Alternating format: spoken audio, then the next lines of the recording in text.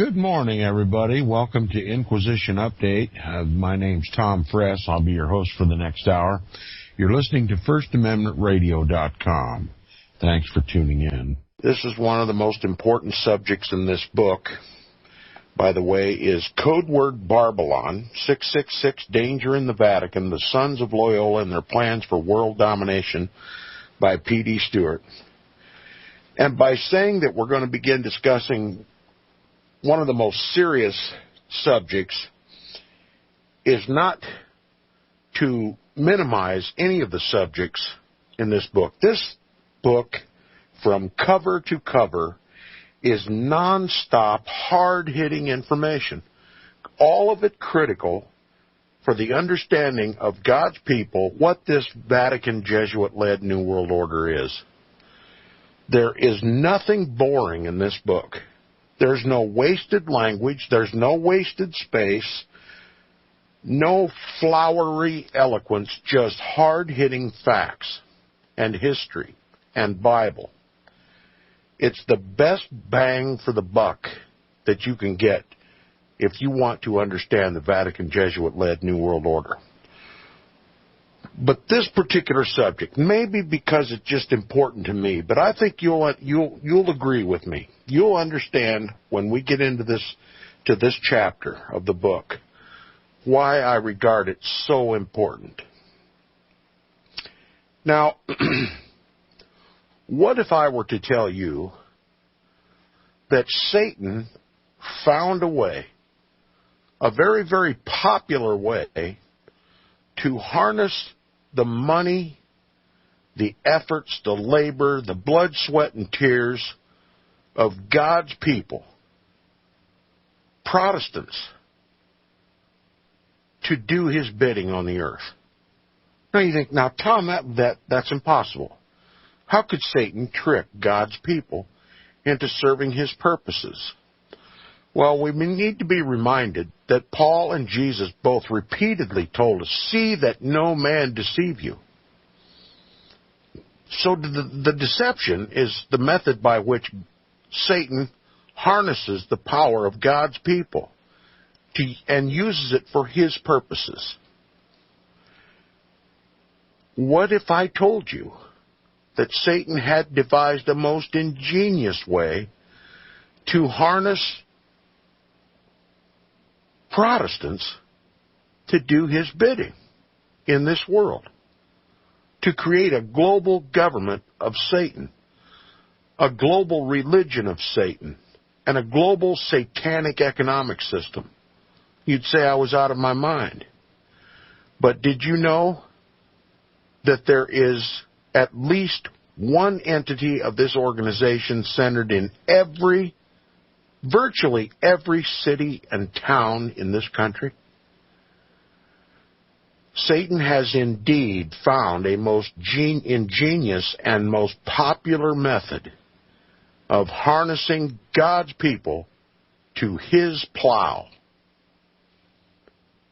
We're beginning chapter 38 of this book, Codeword Barbelon by P.D. Stewart, and it is entitled, How the Illuminati Took Over Freemasonry. And I want you to pay attention. I'm not going to speed through this chapter. I'm not trying to set any records. I'm not trying to hustle through this book. I'm going to spend as much time as the Lord leads me in this chapter. And I just hope that you'll pay attention, because it's critical that you understand what is contained in this chapter of the book. Now, it begins by a quote by Foster Bailey. He says, stage by stage, they assist at the unfolding of the consciousness of the candidate until the time comes when he can, quote, enter into the light, unquote, and in his turn become one of the Illuminati who can assist the lodge, unquote. Now, the body of this chapter begins this way. It says, it is necessary at this stage to reveal how the marriage between the Jesuit Illuminati and Freemasonry was consummated. Now, before we even go any further, we're going to reiterate. The Jesuits were suppressed in 1773 by a papal bull. They did not cease their operations. They went underground. They went underground 3 years later in Adam Weishaupt's Illuminati, a secret society. Adam Weishaupt was a Jesuit priest, doctor of canon law at Ingolstadt University in Bavaria, a Jesuit himself, and he created this secret society. Now, there are many people who say, oh, the Illuminati is just conspiracy theory, it doesn't exist. Well, it does exist. And it's just another name for Jesuitism. It was an underground organization that the Jesuits could appear for all the world to be suppressed, according to the bull by Clement XIV, Dominus Ac Redemptor Noster, that the Jesuits would appear to all the world to have been virtually eliminated. And they simply exchanged their black robes for an underground organization where they could continue their operations. That's the Illuminati. It's Jesuitism. But there was a marriage between this Illuminati, this Jesuit Illuminati, and I don't think it's wise to even use the word Illuminati without the preface Jesuit. Okay, just like it's not really wise to refer to the papacy these days without the preface Jesuit. It's a Jesuit papacy. The Jesuits control the papacy. The papacy is not autonomous. The white pope is not autonomous. He has to follow the direction of the black pope. So it's the Jesuit papacy, and it's the Jesuit Illuminati. Now, the Illuminati could not contain or continue under its own name. You know, Rome's really good at changing names when something is discovered about one facet or other of its diabolical organization. They simply reorganize it under another name. You know, they've taught our corporations to do this diabolical garbage too. Never owning up to their errors, never making restitution, never a full mea culpa. Just reorganize, change the name, and keep on doing what you're doing. Well, the Jesuits are masters at this, and this is what the Illuminati is.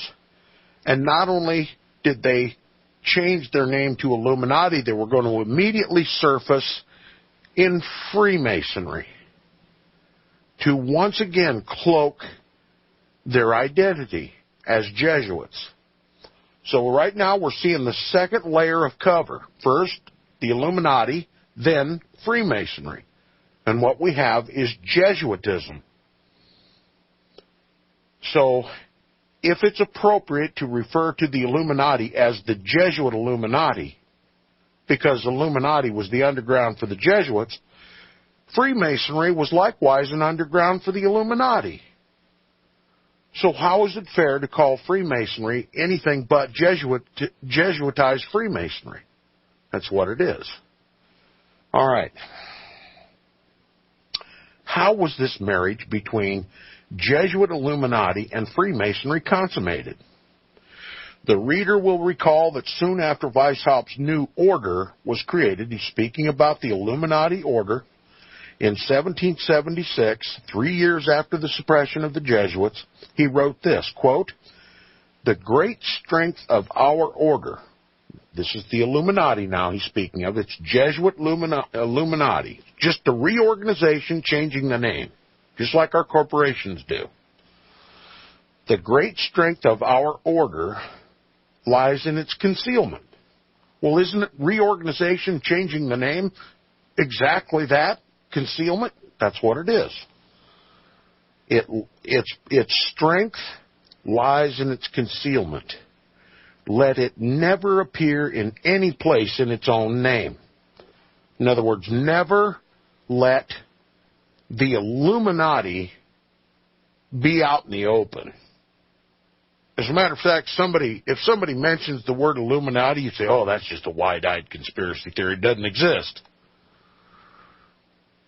And never mention it. It doesn't exist. It's just some lame-brained fellow who has too much time on his hands trying to dream up conspiracy theories. Isn't that the prevailing mentality in this country today when people start talking about the Illuminati? Have you ever been in a discussion and mentioned the word Illuminati and take a quick glance around? You'll catch somebody rolling their eyes in the back of their head. The Illuminati, he believes in the Illuminati, he's nuts. Stay away from him. Well, it really exists. Never let it appear in any place in its own name. Never let the Illuminati appear in any place in its own name, but always concealed by another name and another occupation. So what we're talking about is an underground for the underground. 2 layers of cover. With Jesuits went underground in the Illuminati, which was secret, never to be seen publicly, never to be recognized publicly, and then zip, then into another layer of concealment, this time public. Having achieved its anonymity, having achieved its cover, it comes out in something that is hidden in plain sight in every city in this country. Even the little ones, even the tiny ones. I lived for a while in a little town that probably wouldn't break 300 citizens in that town. But it's got a Masonic lodge. You betcha, it's got a Masonic lodge. So if you happen to live in a town that doesn't have a Masonic lodge, you can bet your hind end they're meeting in the basement of somebody's house. They are everywhere. Okay, the strength of this Illuminati lies in its concealment. Let it never appear in any place in its own name, but always concealed by another name and another occupation. You know, something that no one would ever dream would be involved in the Illuminati activity. Where would that be? Where would that be? Something that's familiar to everybody. Something that everybody has respect for. Something that no one would criticize. They're kind of weird. We don't really want to ask them any questions. We hear they do kind of silly things in their rituals, but gee whiz, they have a nursing home down the street. They got a burn unit down the street for kids. They have the circuses and everything. They raise money for this and that.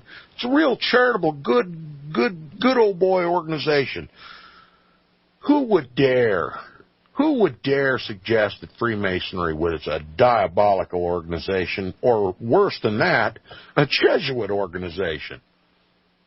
Yeah, I said Jesuit organization, because that's what it is. It appears everywhere under another name and another occupation. And what is that occupation that now conceals Jesuitism? Charity. Freemasonry. The good old boys down the street. You know, the building that doesn't have any windows in it? Yeah, the charitable boys that for some reason don't put windows in their buildings. But we see them in the parades. They throw candy at the kids in the parades. They have horses, go-karts, mini bikes, clown unit suits. They visit nursing homes. They do all kinds of nice things for the community.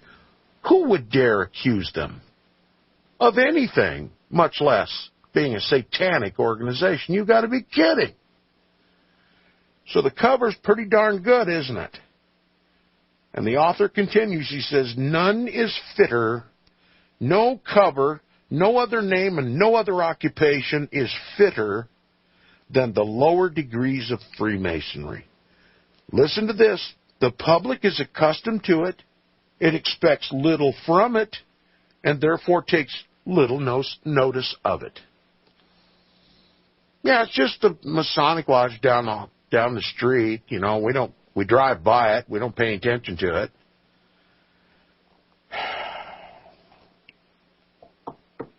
Guess who attends the Masonic lodges? Protestants.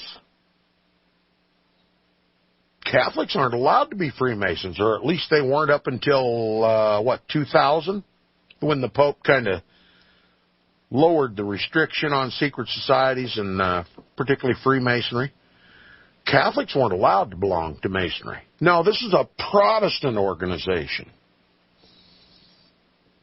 Yeah. The second layer of cover for the Jesuits now becomes a recruitment center for Protestants to do Jesuit business in the world. Shocking? It's worse than that. When you stop to think how many Freemasons there are in this country, and that Satan has recruited them into his organization, you have to ask yourself, how could God's people be so deceived? How could Satan have fulfilled his self-proclaimed prophecy of Isaiah chapter 14, verses 12 through 15, the 5 I wills of Satan, through the efforts of Protestants? Say it isn't so, but it is so. Weishaupt's plan, in his own words, was to conceal the Illuminati within Freemasonry so that it, quote, never appeared in any place in its own name, but always concealed by another name and another occupation, unquote. That's Adam Weishaupt said it, the creator of the Illuminati. It's an admission that the Illuminati were going to resurface in Freemasonry and then be able to do their business in plain sight. I mean, who would ever suspect any crime being done in plain sight? Criminals seek cover, don't they? Well, the Freemasons don't seek cover. You see them everywhere. They're in the parade. We don't suspect the Freemasons because they're out in the open. Great Sun Tzuan warriors they are. They do their diabolical bidding right out in the open, and nobody suspects them. And that was Jesuit Adam Weishaupt's plan from the very beginning. And you have to know that Satan was the author of this. Satan was the author of this. How better to damn God's people than to attract them into a seemingly charitable organization to form the foundation for an entirely Luciferian and satanic organization for the purpose of raising the papacy, the biblical Antichrist, to world supremacy. Nobody of less than a diabolical mind could be so wicked as to recruit God's own people to serve his purpose. Adam Weishaupt. And it says the order of the Illuminati was to be a secret society within a secret society par excellence. Weishaupt himself, a Freemason, and already knowing the inner workings of that fraternity, Freemasonry, was well aware of its potential as a vehicle for the continued operation of his old order, the Jesuit order. For this purpose, he would use Freemasonry, for, as he said, quote, our order must always remain hidden, unquote. How is it best to hide something? In plain sight, where no one would suspect it. And in plain sight, in every little burg in America is a Freemasonic lodge that no one suspects of any diabolical behavior. Adam Weishaupt's Illuminati would come to be two secret societies in one: Higher Masonry and Jesuitism, for he was a member of both. He knew how to build this order. And it says the Illuminati hierarchy was not only to be modeled on that of the Jesuits, but Adam Weishaupt would set up other higher degrees within Freemasonry, thereby using Freemasonry as the incubator and the vehicle for the furtherance of the plans of his new Jesuit order. His new Jesuit order. That's Freemasonry. His new Jesuit order is Freemasonry. Now, we read this statement earlier. We read this statement earlier, but it bears repeating. Quote, Weishaupt had hinted to several ex-Jesuits the probability of recovering. Remember, they'd just been suppressed? He told them of the probability of recovering under a new name the influence which they formerly possessed. Now, what was the influence that they formerly possessed before their suppression by that papal bull, by Clement XIV? They controlled all the governments of Europe. As the confessors of kings and queens and princes and potentates, they had an intelligence system unequaled on the planet. And it was by that intelligence system that they brought the whole of Europe into their control. So its control of government is the main aim of Jesuitism. Now, doing the math, we must equate Freemasonry with Jesuitism. So what is Freemasonry's primary purpose? And don't tell me it's circuses and parades and go-karts and horses and funny hats and nursing homes and burn units for kids. It's government control. That's what Freemasonry's true business is. They get control of the government in order to consolidate power into one man. And that man is the biblical Antichrist. It says Masonic lodges have been completely taken over by the Illuminati, by the Jesuit Illuminati. I cite the words of one of Mason's greatest scholars, Dr. Albert G. Mackey, in support. Quote, to give the order a higher influence, Weishaupt connected it with the Masonic institution, after whose system of degrees of esoteric instruction and of secret modes of recognition it was organized. It extended rapidly into other countries, and its lodges were to be found in France, Belgium, Holland, Denmark, Sweden, Poland, Hungary, and Italy. Spread like wildfire, it is a global organization. You're listening to Inquisition Update on FirstAmendmentRadio.com.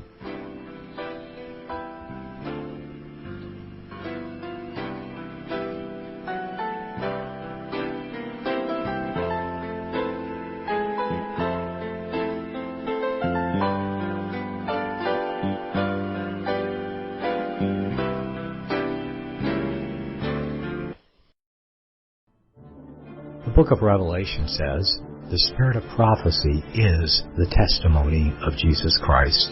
This is at the very heart of FirstAmendmentRadio.com. In that spirit, we have created the Prophecy Reality News app for all of your mobile devices, streaming First Amendment Radio 24 hours a day, 7 days a week. Available for your Apple, Android device, and smartphone, absolutely free. Get the Prophecy Reality News app installed today, so you can listen to First Amendment Radio wherever you are. The Prophecy Reality News app. Get it now. I know you all want answers, and believe me, so do I, and I'll do my best to get them. Have you seen the Left Behind movies? Have you read the Left Behind fictional book series? Not everyone believes Left Behind is true prophecy. Some may even regard as conspiratorial the mainstream re-release of the Left Behind movie with actor Nicolas Cage portraying the main character, as an attempt to further reinforce in the minds of all this perception of false prophecy, in order to condition the masses for the play about to begin. Because they see the world stage shaping to fulfill what they have been led to believe is sound biblical interpretation, a left-behind rapture scenario, this false view of prophecy is reinforced in the mind, not only of its adherents, but also includes those who have been merely exposed to the specific media. Is it possible that false prophecy can be fulfilled?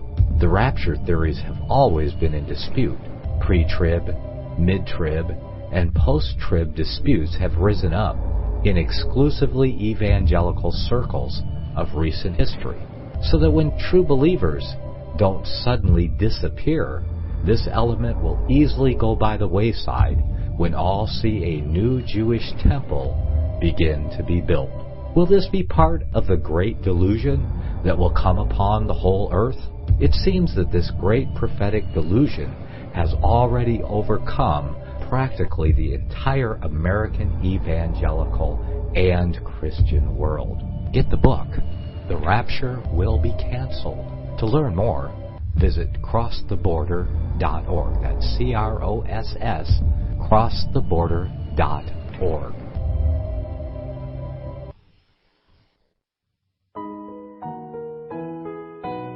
The program you are listening to is 100% sponsored by you, the listener, on this First Amendment Rights Media channel. You will notice that there are few commercials on this radio network. There's a good reason for that. Corporate advertising dollars come with strings that limit program content. So without your help, these programs cannot continue on satellite, internet, or our several affiliates. If you benefit by the educational law programs, we ask you to give. If you are admonished or nurtured by the Bible and ministry programs, we ask you to give. If some voice a cause that you are passionate about, we ask you to give. If you believe in any of these, we ask you to support them as you would a missionary on a continual basis, as if giving a tithe for missionary radio. These programs are not commercially viable and must be supported by those faithful to the cause of truth.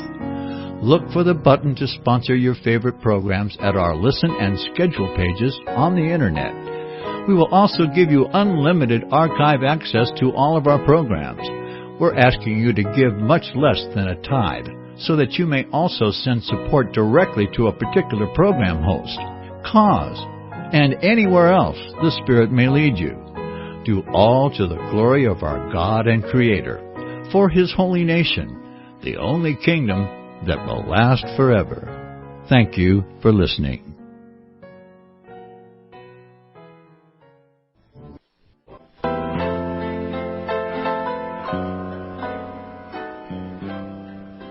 Okay, welcome back to the second half of Inquisition Update on FirstAmendmentRadio.com. If you enjoy Inquisition Update, please support Inquisition Update by supporting FirstAmendmentRadio.com. Continuing the book, Codeword Barbelon, 666 Danger in the Vatican, The Sons of Loyola and Their Plans for World Domination by P.D. Stewart. This is book one of a two-book series, an invaluable series of books. 2 books in all, a complete expose of the Vatican Jesuit-led New World Order, Freemasonry, all the secret societies, and how they work together to help create a New World Order. A New World Order where Satan will rule supreme in the world. And it's valuable information for God's people to find out how we have been deceived. Our Christ and our apostle warned us over and over and over, see that no man deceive you. And I have to admit to my listeners, I've been deceived about Freemasonry nearly all my life. Never cared to look into it, never cared to be affiliated with it. I'm just like everybody else, just a good old boy organization, charitable people, have a little club down the street. That's kind of weird they don't have any windows, but you know, it's their business, whatever they want to do. It's a free society, right? Don't ask questions. Don't stick your nose in somebody else's business. You just mind your own business.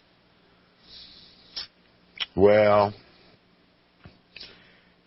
I've just proved to the world you can teach an old dog new tricks, and I'm responsible for what goes on in my life and my community.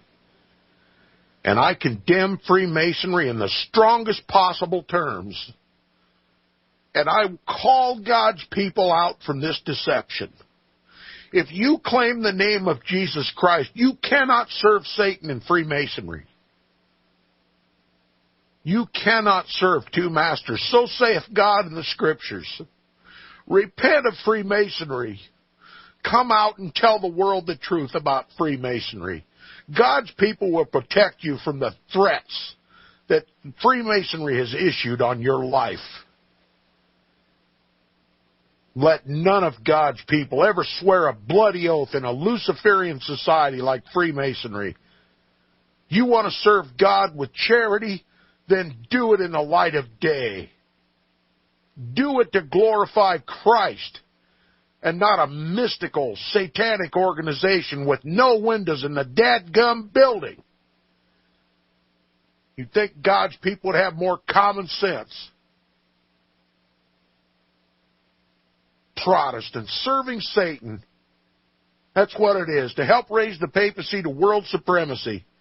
They even preach from behind our pulpits. If you got a pastor behind your pulpit wearing a Jesuit ring, don't even ask him. Kick his fanny to the curb. You wonder why the Spirit is quenched in your church? You wonder why Christ is never present? You wonder why you never grow spiritually? You wonder why these horrible things happen in the community? Why it just seems like righteousness never prevails in the community. All the wrong people are always promoted to the highest offices in the land. Good, God-fearing people are always the tail, and Satan is always the head in your community. That's why.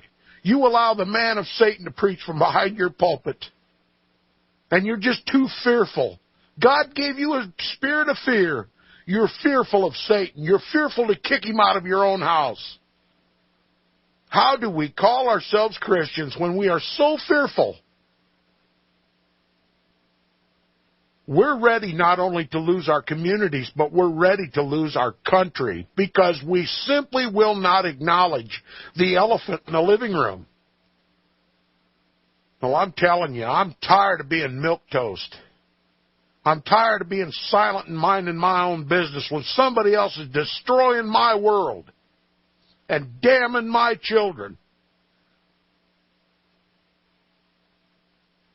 I want to walk into God's house and feel the Spirit of the Lord all over me again.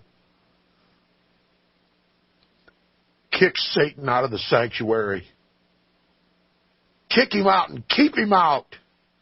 Mark him who bring divisions among God's people, teaching another gospel and another God. That's what Freemasonry is. And this book is going to leave us with no room for equivocation about it.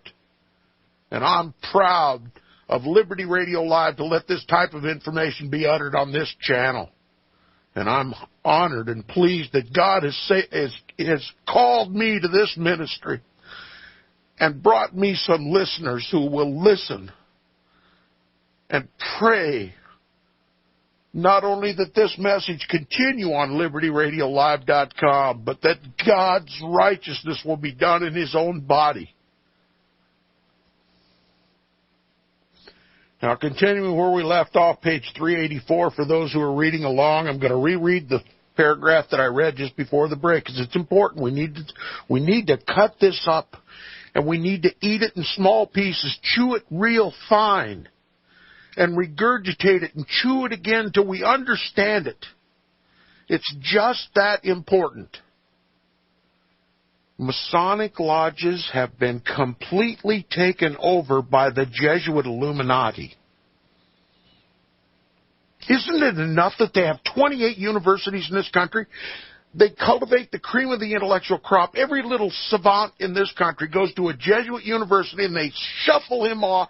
They indoctrinate him with all this Jesuit equivocation and Jesuit casuistry and the spiritual exercises of Ignatius Loyola. and diabolical teaching, contrary to the Word of God.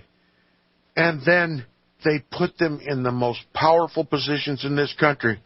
Isn't it enough that they have 28 Jesuit universities and some 300 more centers of education, high schools, and other institutions of education in this country?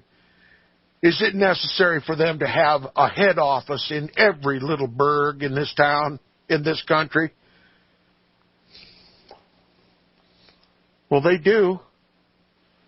And each one of them ring the bell for a Protestant. Come join Freemason. We're a good old boy organization. We'll scratch your back if you scratch ours. And we'll put you to service. We'll bring you into the light, out of the darkness of Christianity and into the light of Lucifer. Unbelievable, the oath that they take when they first walk into a Freemasonic lodge. The first thing Satan does is make them repudiate Christ. They make them say the words, I wish to come out of the darkness and into the light. What do you find so dark about God's holy word? What do you find so dark about God's church? What do you find so dark about God's law and His charity and His love and His correction? What do you find so dark about your faith that you wish to go into a secret organization? Into the light?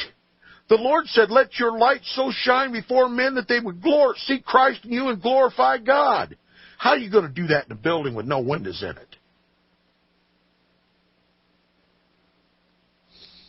Masonic lodges have been completely taken over by the Jesuit Illuminati. I cite the words of one of Masonry's greatest scholars, one of the greatest scholars of Freemasonry, Dr. Albert G. Mackey, and here's what he says. To give to the order a higher influence. In other words, to give to the Illuminati, the Jesuit Illuminati, a higher influence.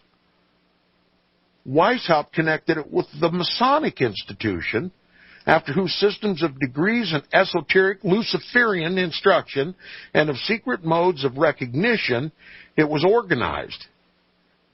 It extended rapidly into other countries, and its lodges were to be found in France, Belgium, Holland, Denmark, Sweden, Poland, Hungary, and Italy. And I'm sure that's a short list, because Freemasonry is all over the world. Jesuitized, Illuminized Freemasonry is all over the world. Now let's go back. We have this brand new organization called the Illuminati, an underground for the Jesuits. But we need to give them great influence. I mean, we can't function freely in society if we have to remain out of sight. So we have to be everywhere without detection. So what do? We simply take up control of an organization that already exists, something that's already thought well of in the world, some organization that's not questioned. And then we'll have the cover we need, and we'll have a head office in every little town in this country. What a great idea. I mean, Adam Weishaupt was a genius. They just took over Freemasonry. I mean, after all, it's a Luciferian society. They have a system of degrees. Now, let me tell you what the importance of the system of degrees of advancement in Freemasonry are. First of all, you start at the bottom, in the entered apprentice degree. And you're taught esoteric teaching, things that you don't understand, but you think you understand. And you keep growing by degrees, advancing by degrees, and little by little, you're given more and more information. And the driving force to continue into Freemasonry is the goal of illumination, and since the illumination is coming by degrees, you naturally seek to advance degree by degree by degree. But what it really is compartmentalization. And since when one advances from the lower degrees to the higher degrees, he has taken oaths, bloody oaths, that he cannot reveal the secrets of his new degree to those below him. So it's compartmentalization. Now let me tell you what compartmentalization is in a way that you can understand. Because many people, I talk about these things on amateur radio, and people hear that big word, compartmentalization, they don't know what it means. Well, that's fine. I'll define it for you in terms that anybody can understand. Look, if the government said to a group of people, we want to annihilate Japan. We want to kill millions and millions and millions of people with one bomb. And we want you to help us build the bomb. How many of you think would volunteer? Oh, there might be a few hillbillies here and there that, just throw up their arm real quick before they think about it. But when they go home and think about it a little bit, start to look at their little kids and everything else, they have second thoughts. Do you really want to just wholesale wipe out millions of people with one bomb? Little kids, old women in nursing homes? I mean, isn't warfare, if it's absolutely necessary, isn't it supposed to be specific? Isn't it honorable to kill an armed combatant rather than just wholesale, turn it into a glass parking lot? Common sense eventually does prevail in the mind. But when you compartmentalize, here's how you do it. You say, we need to win this war, and we need your help. You're patriotic Americans. We want to put you onto a program, a project that will win the war, that will make you heroes for saving this country.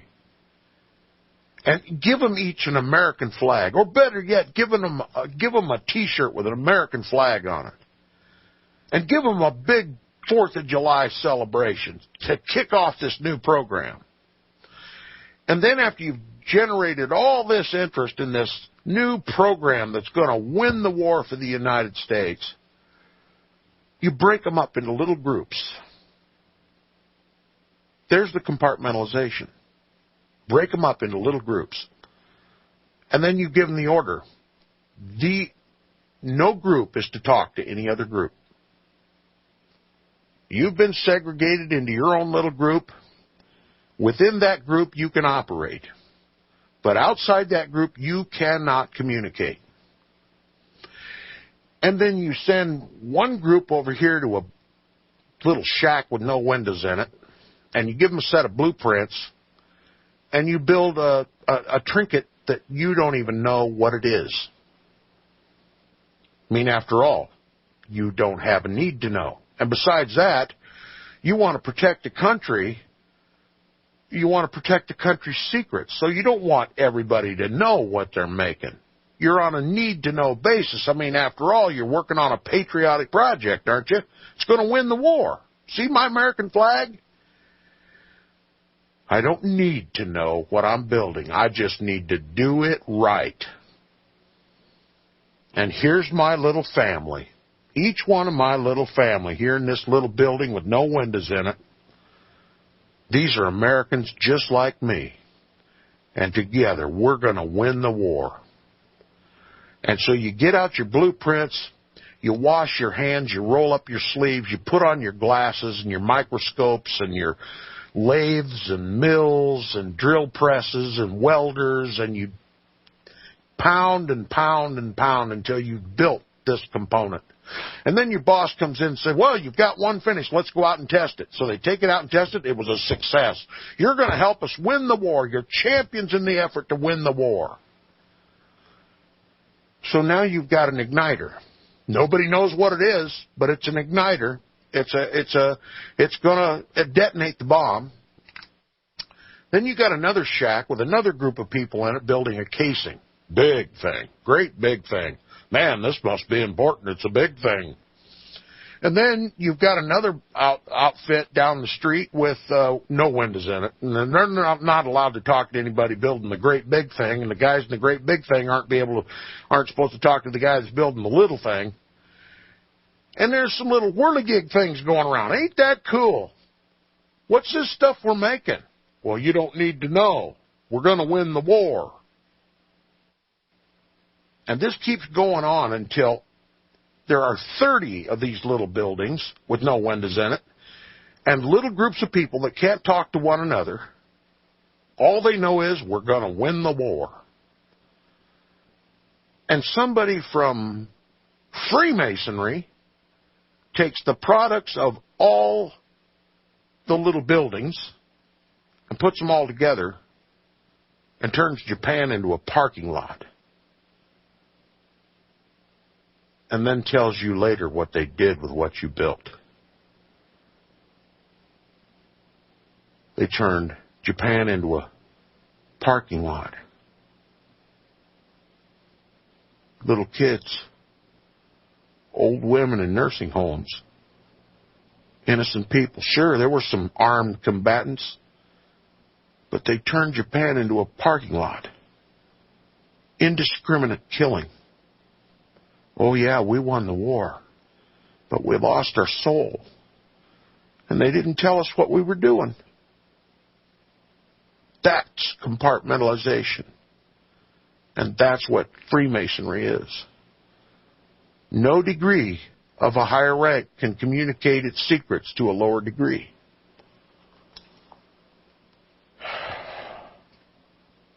Adam Weishaupt was a Freemason himself, and the Illuminati's takeover of the Masonic lodges was seamless. With the Jesuit general already in control of all Freemasonry, the Jesuit general, the supreme commander of the greatest practitioners of the Sun Tzuan arts of war, the most diabolical, the most powerful, the most secretive individual on the planet, the Jesuit general, the Black Pope, was already in control of all Freemasonry. And guess who the Freemasons are? Protestants. Ignorant, blind, deaf, and dumb. Charitable, no doubt. But Protestants, serving the man of sin and death and destruction. The greatest force of evil on the planet, the Jesuit general. How could it be? I just told you. With the Jesuit general already in control of all Masonry, an understanding was reached with the Masonic hierarchy at the Congress of Wilhelmsbad in 1782 to add the Illuminati degrees on the first 3 degrees of Freemasonry. There are the first 3 degrees of Freemasonry for the Goya, the catechumen. It's the higher degrees where they begin to tell you, begin to put you at work building your little instruments, your little diabolical schemes, never knowing what the men at the top are going to do with everything all the degrees make and arrange and manipulate. All they know is they're doing something really great, doing something really big, probably wearing a T-shirt with an American flag on it, singing the praises of the red, white, and blue and serving Satan all the time, and going to Protestant church every Sunday, too. Freemasonry, the scourge of the earth. And who do we have to blame? Protestants. Protestants. It says, Nesta H. Webster writes, quote, "It was not until the Congress of Wilhelmsbad that the alliance between Illuminism, that is Jesuit Illuminism and Freemasonry, was finally sealed. What passed at this terrible Congress will never be known to the outside world. For even those men who had been drawn unwittingly, yes, unwittingly, into the movement, just like every Protestant is drawn unwittingly into a diabolical satanic secret society known as Freemasonry, it would never be known to the outside world what took place at that Congress at Wilhelmsbad. For even those men who had been drawn unwittingly into the movement and now heard for the first time the real designs of the leaders were under oath to reveal nothing.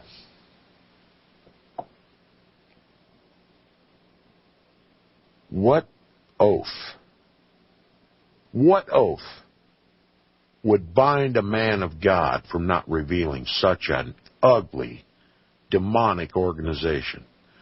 Nothing but a blood oath, sworn to an organization in front of witnesses that have the capability of carrying out and convincing you that they can carry out their orders to kill you if you reveal any of their secrets.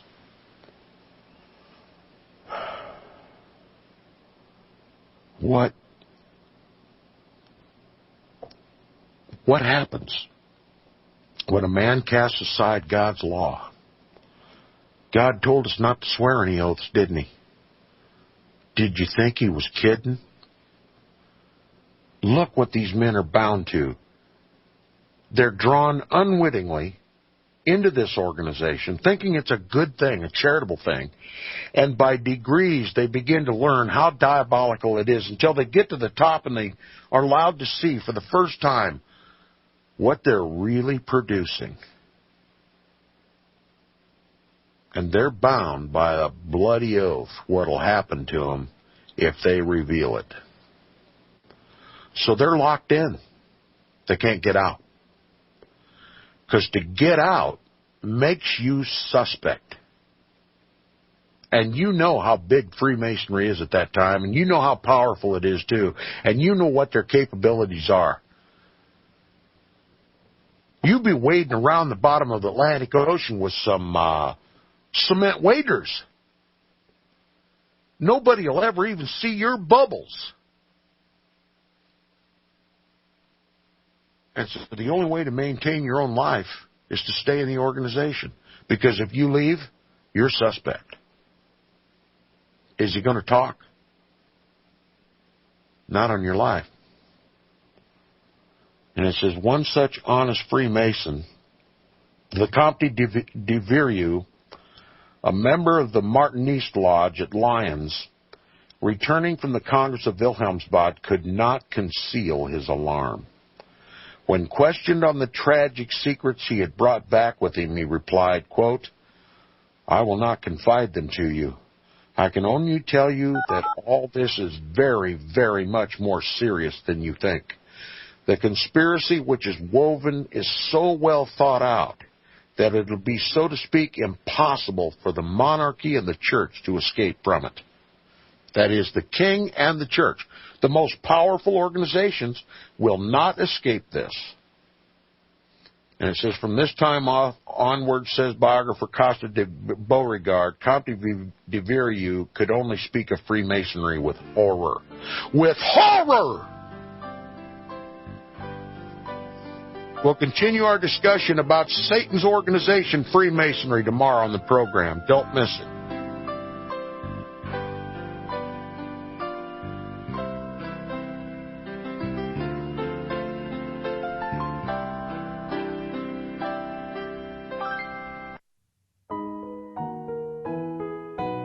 The program you are listening to is 100% sponsored by you, the listener, on this First Amendment Rights Media channel.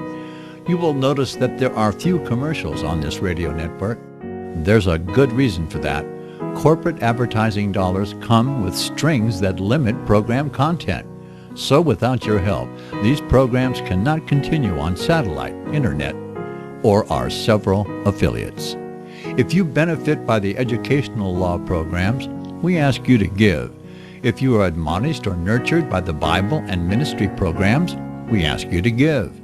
If some voice a cause that you are passionate about, we ask you to give.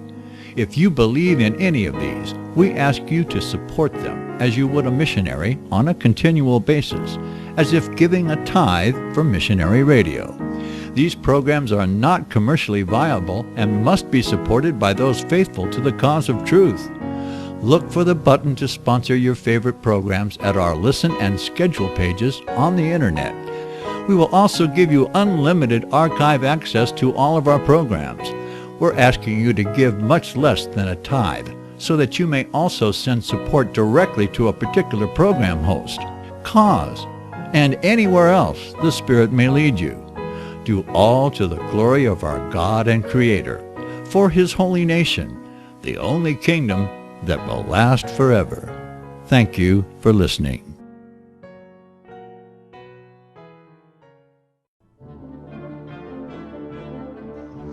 Visit crosstheborder.org, CROSS, crosstheborder.org, to get your print, EPUB, or PDF version of Nicholas Arthur's new book titled When the Third Temple is Built. That's crosstheborder.org.